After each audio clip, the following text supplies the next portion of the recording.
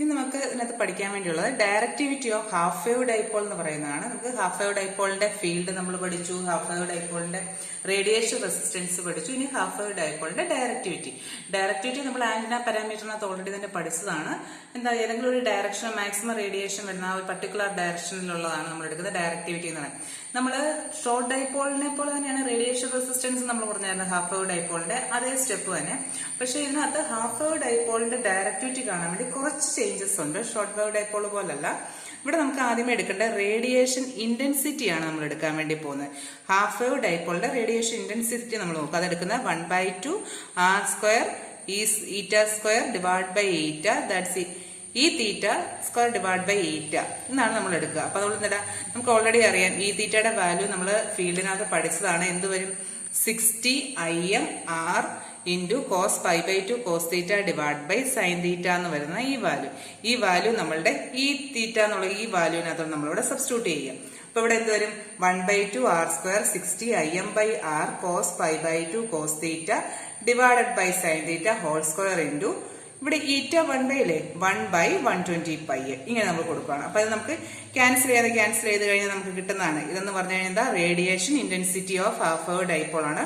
15 Im² cos square π/2 cos theta divided by π into sine square theta എന്നാണ് പറയുന്നത്. നമ്മൾ ഇതിനകത്ത് എന്താണ്, മാക്സിമം വാല്യൂസ് മാത്രമേ നമ്മളിവിടെ കൺസിഡർ ചെയ്യത്തുള്ളൂ. അതായത് നമുക്ക് റേഡിയേഷൻ ഇന്റൻസിറ്റിയുടെ മാക്സിമം വാല്യൂ മാത്രം എടുത്താൽ മതി. അപ്പൊ നമുക്ക് ഇതിന്റെ മാക്സിമം വാല്യൂടെ മാക്സിമം വാല്യൂ എന്ത് വരുന്നത്? umax is equal to അല്ലെ um is equal to 15I² divided by π എന്ന് നമുക്ക് ഇടാം. നമ്മൾ നേരത്തെ നമുക്ക് കിട്ടിയായിരുന്നു റേഡിയേഷൻ റെസിസ്റ്റൻസിനകത്ത് നമ്മൾ കിട്ടിയായിരുന്നു പവർ റിസീവ്ഡ് എന്ന് പറഞ്ഞാൽ 36.6 Im². നമ്മൾ ഡയറക്ടിവിറ്റി ഷോർട്ട് വേവ് ഡൈപോളിനകത്ത് നമ്മൾ പറഞ്ഞായിരുന്നു 4π ഡിവൈഡ് ബൈ ബീം ഏരിയ എന്നൊക്കെ പറഞ്ഞ് നമ്മൾ പഠിച്ചായിരുന്നു. ഇവിടെ നമ്മൾ എടുക്കുന്നത് 4π ഇൻറ്റു umax, അതായത് നമ്മൾ എടുക്കുന്ന റേഡിയേഷൻ ഇന്റൻസിറ്റിയുടെ maximum value divide by power received. നമുക്ക് കിട്ടിയ വാല്യൂസ് എല്ലാം നമുക്ക് ഇതിനകത്ത് സബ്സ്റ്റിറ്റ്യൂട്ട് ചെയ്യാം. 4π into 15 Im² divided by 36.6 Im² into π. നമുക്ക് ക്യാൻസൽ ചെയ്യുന്ന വാല്യൂസ് എല്ലാം ക്യാൻസൽ ചെയ്ത് കഴിഞ്ഞാൽ കിട്ടുന്ന അപ്രോക്സിമേറ്റ് നമുക്ക് വാല്യൂ 1.639 കിട്ടും.